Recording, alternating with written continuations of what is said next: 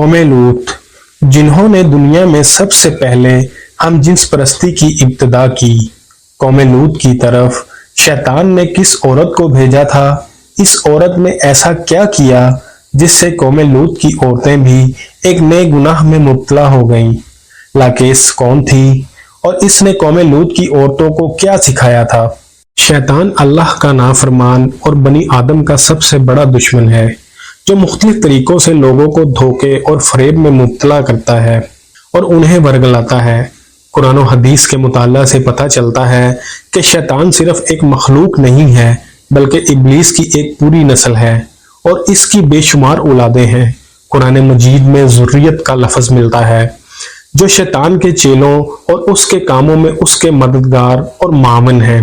بیان کیا جاتا ہے کہ شیطان کی کئی اولادیں ہیں جن میں ملحان، نماز اور عبادت میں وسوسے ڈالتا ہے، مستوت، لوگوں میں افواہ پھیلاتا ہے، واسم، گھر والوں میں لڑائیاں کرواتا ہے، حرہ، گانے بجانے کے گناہ کو عام کرتا ہے، اور اسی طرح ابلیس کے کئی بیٹے اور پوتے بھی ہیں جو مختلف کاموں پر مقرر ہیں۔ شیطان کی اولادوں اور ذریت میں ایک نام لاکیس کا ہے۔ لاکیس دراصل شیطان کی بیٹی ہے جسے ابلیس نے ایک خاص ڈیوٹی پر مقرر کرتے ہوئے قوم لوط کی طرف بھیجا تھا۔ قوم لوط دراصل تاریخ کی ایک طاقتور اور مالدار قوم تھی جو اردن کے علاقوں میں آباد تھی۔ یہاں سرسبز و شاداب وادیاں تھیں جن میں سدوم اور عمورہ کے نام سے دو علاقے آباد تھے۔ ابلیس نے اہل سدوم کو اس طرح گمراہ کیا کہ شیطان ایک دن انسان کی صورت میں سدوم کے لوگوں کے پاس آیا اور ان سے ان لوگوں کو آپس میں ہی مرد مردوں سے شہوت کرنا سکھایا۔ ان لوگوں کو یہ عمل بہت پسند آیا، لہٰذا آہستہ آہستہ اس عمل کے عادی بن گئے اور وہ روزانہ بدفعلی کرنے لگے، یہاں تک کہ اگر کوئی مسافر سدوم کے علاقے سے گزرتا تو یہ لوگ ان مسافر مردوں کو بھی پکڑ لیتے اور انہیں اپنا شکار بنا لیتے۔ وقت گزرنے کے ساتھ ساتھ یہ لوگ اس گمراہی کے گڑھے میں گرتے چلے گئے اور یہ لوگ عورتوں کی بجائے مردوں اور لڑکوں سے زنا کرنے لگے۔ عورتوں کی طرف انہیں کوئی رغبت نہ رہی اور کھلے عام اس عمل کو شہر کے چوراہوں پر کیا جانے لگا۔ ان کی ہر محفل میں مردوں کا رقص اور ان کے ساتھ عیاشیاں، زنا کرنا ان کا دستور بن چکا تھا۔ اللہ تعالیٰ نے ان کی طرف اپنے بندے اور نبی حضرت لوط علیہ السلام کو بھیجا، جنہوں نے اہل سدوم کو اس گندے عمل سے توبہ کرنے کو کہا اور فرمایا، کیا تم لوگ وہ بے حیائی کرتے ہو جو تم سے پہلے اس زمین پر کسی نے نہیں کی؟ تم مردوں کے پاس جا کر اپنی خواہشات پوری کرتے ہو اور اپنی عورتوں کو چھوڑ دیتے ہو، تم لوگ حد سے گر چکے ہو۔ لیکن قوم لوط پر ان کی واض و نصیحت کا کوئی اثر نہ ہوا، بلکہ وہ الٹا حضرت لوط علیہ السلام کے خلاف ہو گئے اور انہیں مجبور کرنے لگے کہ تم اتنے ہی نیک اور پاک ہو تو اس بستی سے نکل جاؤ۔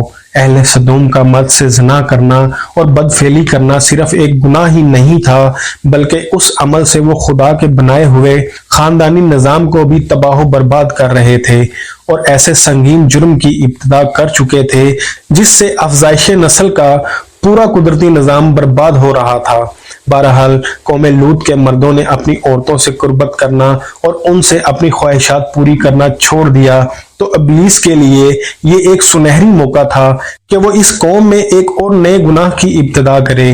لہذا ابلیس لعین نے اپنی بیٹی جس کا نام لاکیس تھا اسے اہل سدوم کی طرف بھیجا۔ لاکیس جنات اور شیاطین میں سب سے زیادہ حسین و جمیل اور خوبصورت تھی۔ ابلیس نے اسے حکم دیا کہ وہ ایک خوبصورت عورت کی شکل اختیار کرے اور قوم لوط کی عورتوں کے پاس جائے اور انہیں ہم جنس پرستی کا طریقہ بتائے جنہیں ان کے مردوں نے چھوڑ دیا ہے۔ لہذا لاکیس ایک خوبصورت عورت کی صورت میں ان عورتوں کے پاس آئی اور ان کے پاس آ کر کہنے لگی، میں تباہ و برباد ہو گئی کہ میرا شوہر مجھے چھوڑ کر ایک نوجوان کے ساتھ بدفعلی کرتا ہے، لہذا اب میری جوانی اور میرا حسن سب کچھ تباہ و برباد ہو گیا اور سب یوں ہی رائے گاں چلا جائے گا۔ یہ سن کر قوم لوط کی دیگر عورتیں بھی آپس میں باتیں کرنے لگیں اور اپنے شوہروں کو برا بھلا کہنے لگیں۔ پھر اس نے ان عورتوں سے کہا، ہم بھی ان مردوں سے بے نیاز ہو جائیں گے اور ان کی طرف رغبت نہ کریں گے جس طرح وہ ہم سے بے نیاز ہو چکے ہیں۔ ہم سب کو ان مردوں کی کوئی ضرورت نہیں۔ हम अपनी ख्वाहिशात को आपस में ही पूरा कर सकते हैं।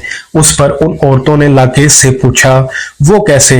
लिहाजा लाकेस कौम लूत की एक रईस और खूबसूरत औरत के पास आई और उसके साथ बदफेली की और उन औरतों को औरतों से हम जिन्स परस्ती का शैतानी तरीका सिखाया।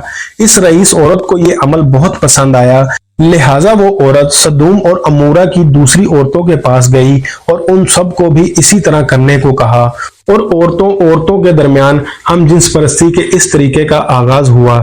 जब इन मर्दों ने देखा कि औरतें औरतों के साथ अपनी शहवत पूरी कर रही हैं, तो उन मर्दों ने अपनी औरतों को इस बदफेली से मना नहीं किया। वो खुद भी हम जिन्स परस्ती के गुनाह में मुलव्वस रहे और अपनी औरतों को भी इस गुनाह में शरीक करते रहे।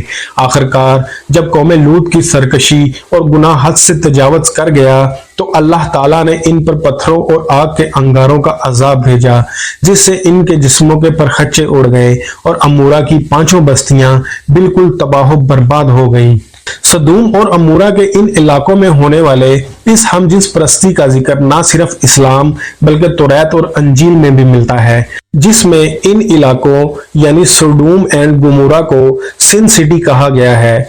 इसके अलावा अताली सहीफों और कदीम यूनान की तारीखी रिकॉर्ड में भी सदूम के गुनाहगार शहर का जिक्र मिलता है, जिसके मुताबिक सदूम और अमूरा तारीख इंसानी की वो पहले इलाके थे जहां से हम जिन्स परस्ती यानी होमोसेक्सुअलिटी का आगाज हुआ और इब्लीस की बेटी लाकेस ने बाद में इस गुनाह को मजीद अजाफा करते हुए वहां की औरतों को भी हम जिन्स परस्त बना दिया, जिसे जदीद दौर में लेस्बियन कम्युनिटी का नाम दिया जाता है।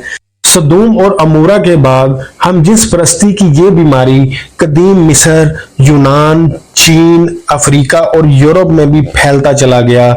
दौरे जदीद में यूरोप और अमेरिका ने इस हम जिन्स परस्ती की सबसे ज्यादा हमायत की, जो तरक्की याफ्ता माशरों में भी बहस का मौजू बना और इस घिनौने जुर्म को हकूक इंसानी में शुमार करने के मुतालबे किए गए।